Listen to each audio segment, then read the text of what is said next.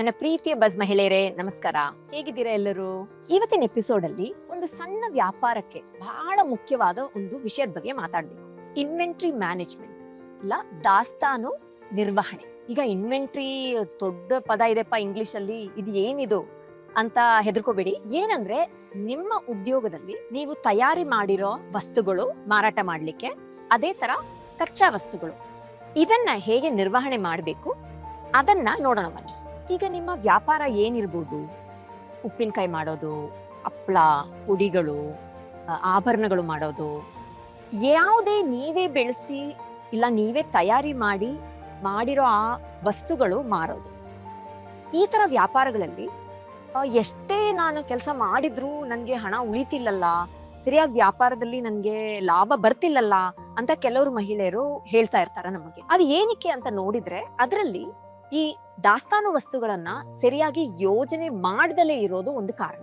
ಹಾಗಾಗಿ ಇವತ್ತು ನಾವು ಹೇಗೆ ನಿಮ್ಮ ವ್ಯಾಪಾರವನ್ನ ಇನ್ನು ಸುದೃಷ್ಟವಾಗಿ ಒಂದು ಯೋಜನೆ ಮಾಡಿ ಚೆನ್ನಾಗಿ ಮಾಡ್ಬೋದು ಅಂತ ತಿಳ್ಕೊಳ್ಳೋಣ ಬನ್ನಿ. ಮೊದಲನೇ ವಿಷಯ, ಒಳ್ಳೆ ಕಚ್ಚಾ ಸಾಮಗ್ರಿಗಳ ಆಯ್ಕೆ. ಈಗ ನಮ್ಮ ಉಪ್ಪಿನಕಾಯಿ ಚೆನ್ನಾಗಿರ್ಬೇಕು, ನಮ್ಮ ಪುಡಿ ಎಲ್ಲ ಚೆನ್ನಾಗಿ ಇರ್ಬೇಕಂದ್ರೆ ಅದಕ್ಕೆ ಬೇಕಾಗಿರೋ ಯಾವ ಕಚ್ಚಾ ಸಾಮಗ್ರಿಗಳಿದ್ರೆ ಅದರದ್ದು ಆಯ್ಕೆ ನಾವು ಮಾಡೋದು ಬಹಳ ಮುಖ್ಯ.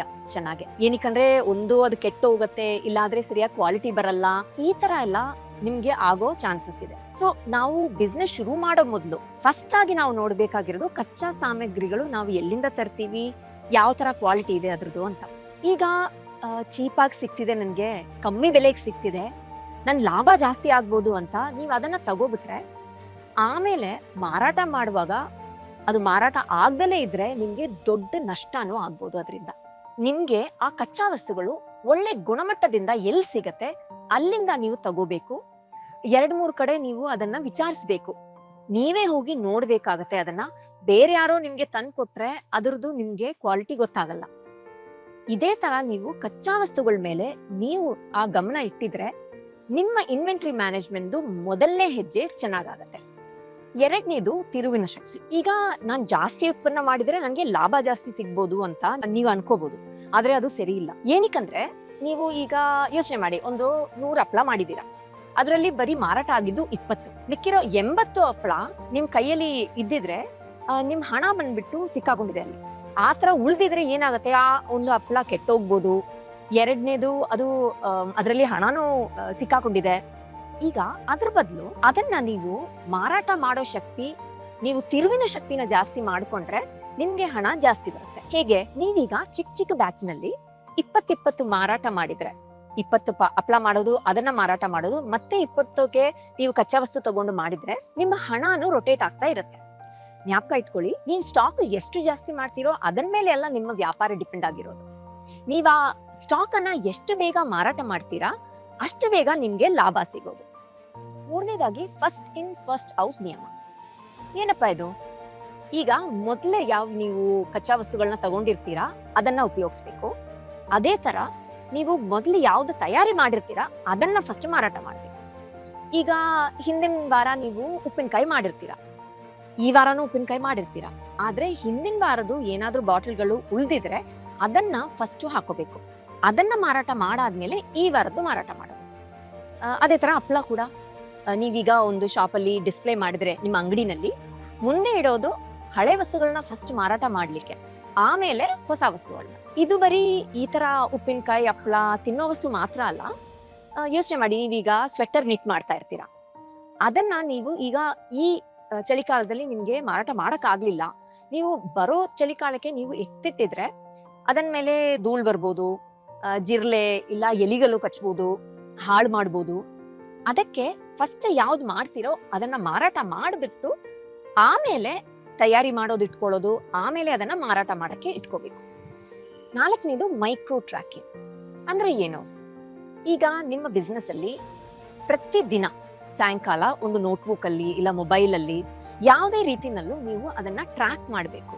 ಯಾವುದು ಕಚ್ಚಾ ವಸ್ತುಗಳು ಎಷ್ಟು ಬಂತು, ನಾನ್ ಏನ್ ತಯಾರಿ ಮಾಡಿ ಅದರಲ್ಲಿ ಎಷ್ಟು ಹೋಯಿತು, ಎಷ್ಟು ಉಳಿದಿದೆ. ಚಿಕ್ಕ ಈ ತರ ನೀವು ಮೈಕ್ರೋ ಟ್ರ್ಯಾಕ್ ಮಾಡಿದ್ರೆ ದೊಡ್ಡ ನಷ್ಟದಿಂದ ತಪ್ಪಬಹುದು. ನಿಮ್ಮ ವ್ಯಾಪಾರದಲ್ಲಿ ಏನಾಗ್ತಿದೆ ಅಂತ ದಿನನಿತ್ಯ ನೀವು ಈ ತರ ಒಂದು ಟ್ರ್ಯಾಕಿಂಗ್ ಮಾಡ್ಕೊಂಡಿದ್ರೆ ಚಾಣಾಕ್ಷತನದಿಂದ ನೀವು ಬಿಸ್ನೆಸ್ ಅಲ್ಲಿ ನಿರ್ಧಾರ ತಗೊಳ್ಳೋದು ನಿಮ್ಗೆ ಸುಲಭ ಆಗುತ್ತೆ. 5ನೇದಾಗಿ ಊರಿನ ನಾಡಿ ಅರ್ಥ ಮಾಡ್ಕೊಳ್ಳೋದು. ಈಗ ಒಂದೊಂದು ಸೀಸನ್ ಅಲ್ಲೂ ಬೇಡಿಕೆಗಳು ಬೇರೆ ಬೇರೆ ತರ ಇರುತ್ತೆ. ಸ್ಕೂಲ್ ಶುರುವಾಗಕ್ಕಿಂತ ಮುಂಚೆ ಬುಕ್ಗಳದು ಪೆನ್ಸಿಲ್ಗಳದು ಬೇಡಿಕೆ, ಇಲ್ಲ ಈಗ ಹಬ್ಬ ಇದ್ರೆ ಸೀರೆಗಳದು ಬೇಡಿಕೆ ಇರುತ್ತೆ. ಒಂದೊಂದು ಕಾಲದಲ್ಲೂ ಒಂದೊಂದ್ ತರ ನಾವು ತಯಾರಿ ಮಾಡ್ಬೇಕಾಗತ್ತೆ. ನಮ್ಮ ಬಿಸ್ನೆಸ್ ಅಲ್ಲಿ ಕೂಡ ನಿಮ್ಮ ಬಿಸ್ನೆಸ್ ಅಲ್ಲಿ ಯಾವ ತರ ಬೇಡಿಕೆ ಬರ್ಬೋದು, ಯಾವ ಸೀಸನ್ ಅಲ್ಲಿ, ಯಾವ ಕಾಲದಲ್ಲಿ ಅಂತ ನೀವು ಅರ್ಥ ಮಾಡ್ಕೊಂಡು ಅದೇ ತರ ಕಚ್ಚಾ ವಸ್ತುಗಳನ್ನ ತಗೊಂಡು ನೀವು ತಯಾರಿ ಮಾಡಿದ್ರೆ ನಿಮ್ ಬಿಸ್ನೆಸ್ ಹೆಚ್ಚಾಗುತ್ತೆ. ಈಗ ಪದಾರ್ಥಗಳನ್ನ ಸುರಕ್ಷಿತವಾಗಿ ನಾವು ಇಟ್ಕೋಬೇಕು. ಅದು ಹಾನಿ ಆಗ್ಬಿಟ್ರೆ ನಮ್ಮ ಬಿಸ್ನೆಸ್ ಅಲ್ಲಿ ಅದನ್ನ ಯೂಸ್ ಮಾಡಕ್ ಆಗಲ್ಲ.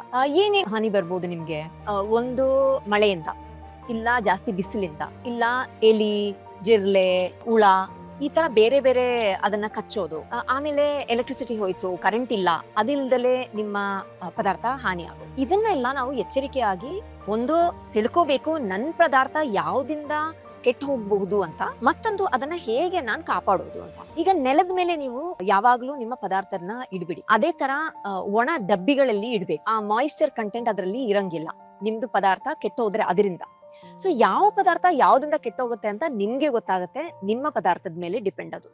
ಈಗ ನೀವು ಅದಕ್ಕೆ ಏನ್ ಮಾಡ್ಬೇಕು, ಸುರಕ್ಷಿತವಾಗಿ ನನ್ಗೆ ಎಷ್ಟು ಇನ್ವೆಂಟ್ರಿನ ಮ್ಯಾನೇಜ್ ಮಾಡಬಹುದು, ಎಷ್ಟು ಇಟ್ಕೋಬಹುದು ನಾನು, ಅಷ್ಟು ಮಾತ್ರ ಇಡಿ. ನಿಮ್ಗೆ ಜಾಗ ಕಮ್ಮಿ ಇದ್ರೆ, ಸ್ಟೋರೇಜ್ ಕಮ್ಮಿ ಇದ್ರೆ ಅಷ್ಟೇ ಇನ್ವೆಂಟ್ರಿ ಇಟ್ಕೋಬೇಕು. 2ನೇದು, ದಿನನಿತ್ಯ ನಿಮ್ ಸ್ಟೋರೇಜ್ ಅನ್ನ ನೋಡ್ಕೋಬೇಕು. ನೀವು ಅದ್ರಲ್ಲಿ ಏನಾದ್ರೂ ಬಂದಿದ್ಯಾ, ಏನಾದ್ರೂ ಹಾಳಾಗ್ತಾ ಇದೆಯಾ, ಆ ರೊಟೇಟ್ ಮಾಡ್ಲಿಕ್ಕೆ ನಾನು ಫಸ್ಟ್ ಮೇಲೆ ಇರೋದನ್ನ ಕೆಳಗಡೆ ಹಾಕ್ಬೇಕಾ, ಕೆಳಗಡೆ ಇರೋದನ್ನ ಮೇಲ್ ಹಾಕ್ಬೇಕಾ, ಇದನ್ ಬಗ್ಗೆನೂ ಎಚ್ಚರಿಕೆಯಾಗಿ ನೀವು ನೋಡ್ಕೋಬೇಕು.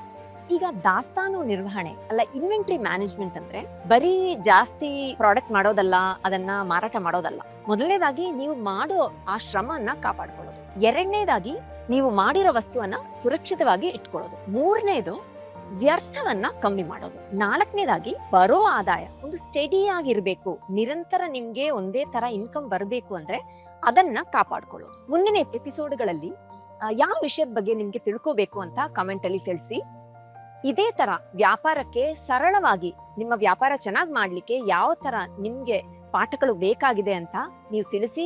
ಅದನ್ನ ನಾವು ಎಪಿಸೋಡ್ಗಳಾಗಿ ಮಾಡ್ತೀವಿ. ಇವತ್ತಿನ ಎಪಿಸೋಡ್ ಅಲ್ಲಿ ಇಷ್ಟೇ. ಪ್ರೀತಿಯಿಂದ, ಕೃತಜ್ಞತೆಯಿಂದ ನಿಮ್ಮ ಉತ್ತರ.